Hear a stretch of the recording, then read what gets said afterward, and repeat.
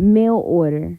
No non-resident pharmacy shall ship, mail, or deliver prescription drugs to a patient in New Mexico unless licensed by the Board of Pharmacy.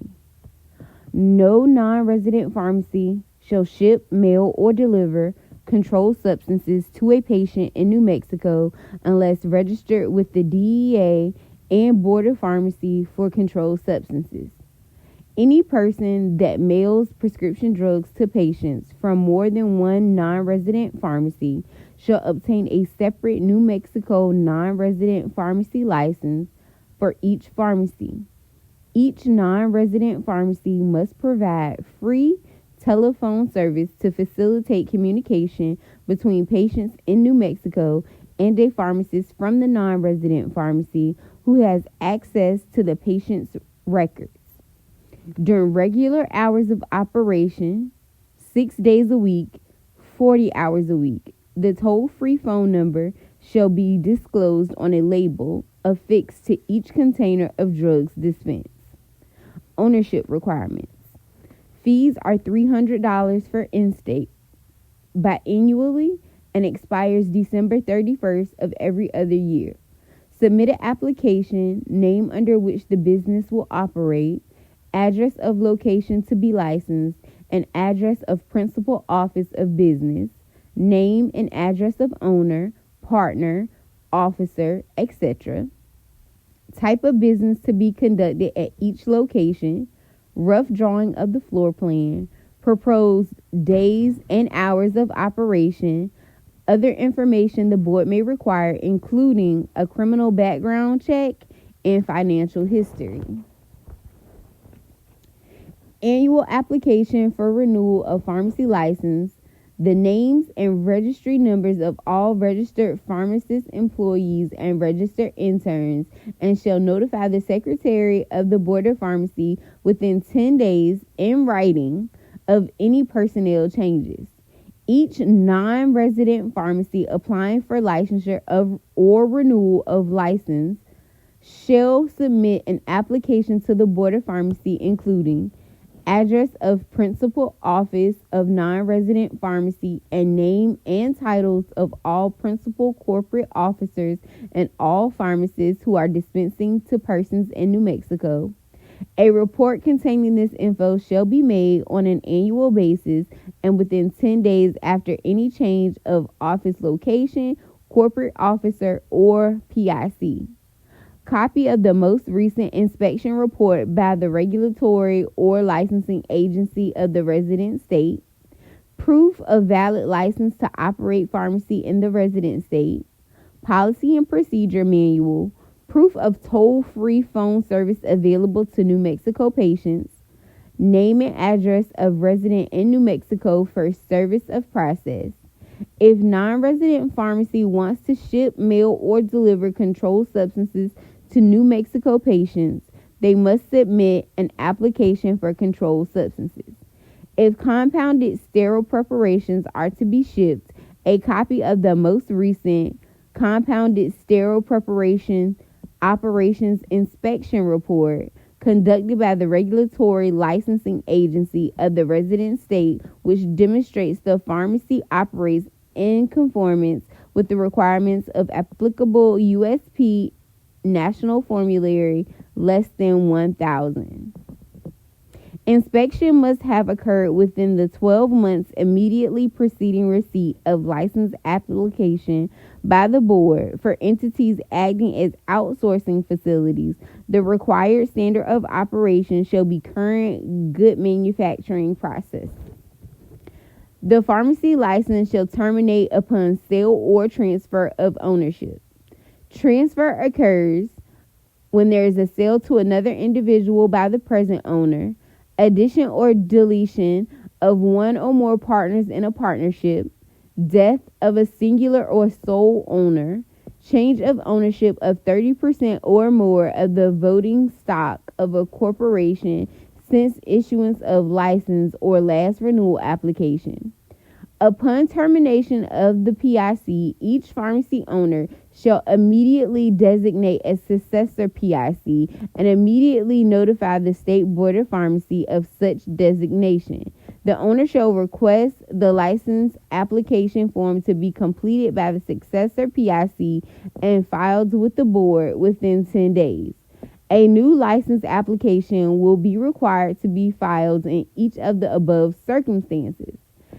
After preliminary approval of the application, the applicant shall submit a request for inspection and inspection fee, where applicable, in advance of 14 days of the requested date for inspection. The permissible ratio of techs to pharmacists on duty is to be determined by the PIC. The board reserves the right to impose a ratio if circumstances so dictate. Compounding. A facility's license is required for out-of-state sterile compounding pharmacy or for an outsourcing facility. Non-sterile drug products may be compounded in licensed pharmacies as a result of a practitioner's prescription order based on a practitioner-patient-pharmacist relationship. Preparing limited quantity of prescription drug orders in anticipation based upon a history of receiving valid prescriptions issued within an established practitioner-patient-pharmacist relationship is acceptable. Any product compounded in anticipation of future prescription drug or medication orders shall be labeled. Name and strength of the compounded medication or list of active ingredient and strength. Facility's lot number, beyond use date, and quantity or amount in the container. Beyond use dates: non-aqueous 6 months, water oral 14 days at controlled cold temps, and water topical dermal mucosal 30 days. Primary engineering controls are used to provide an aseptic environment and shall be tested in the course of normal operation by an independent qualified contractor and certified as meeting the requirements presented in the USP National Formulary 797 at least every 6 months, and when relocated, certification records will be maintained for 3 years. All personnel involved in non-sterile compounding shall be trained and must participate in continuing relevant training programs. Techs shall complete 100 hours of documented experiential training in compounded sterile preparations prior to compounding. Initial training before compounding sterile preparations. Annual refresher training and assessment in didactic topics. Annual testing of glove, fingertip, and media field for low and medium risk compounding, and 6-month testing of glove, fingertip, and media field testing for high risk. The label dispensed or distributed pursuant to a prescription or medication drug order shall have the generic name or designated name and strength of the compounded preparation, the quantity dispensed, unless otherwise indicated or appropriate. Compounded preparations are to be prepared to ensure each preparation shall not contain less than 90% and not more than 110% of the theoretically calculated and labeled quantity of active ingredient per unit volume, and not less than 90% and not more than 110% of the theoretically calculated weight or volume per unit of the preparation. The label dispensed or distributed pursuant to a prescription or medication order should also have the date the product was compounded, the lot or batch number, and the beyond use date. Behind the counter, see 2 through 5. A controlled substance in schedules 5, 2, 3, or 4, which is not a prescription drug, may be dispensed by a pharmacist without a prescription, provided it's dispensed by a pharmacist or a pharmacist registered intern. Not more than 8 ounces of any controlled substance containing opium, nor more than 48 dosage units is dispensed at retail to the same person in any given 48-hour period. not more than 4 ounces of any other controlled substance, or more than 24 dosage units may be dispensed at retail to the same person in any given 48-hour period. The purchaser must be 18. The pharmacist requires every purchaser of such substance not known to him to furnish suitable identification. A bound book for dispensing, maintained with signature and address of the purchaser, name and quantity of the controlled substance purchased, date of purchase, the name or initials of the pharmacist who dispensed the substance. The book shall contain a statement on each page where the purchaser is required to sign, stating no purchase of such substance has been made within the given 48-hour period at another pharmacy, and the purchaser shall be made aware of such statement before signing. Ephedrine, pseudoephedrine, and phenylpropanolamine must be stored behind the counter or in locked cabinets.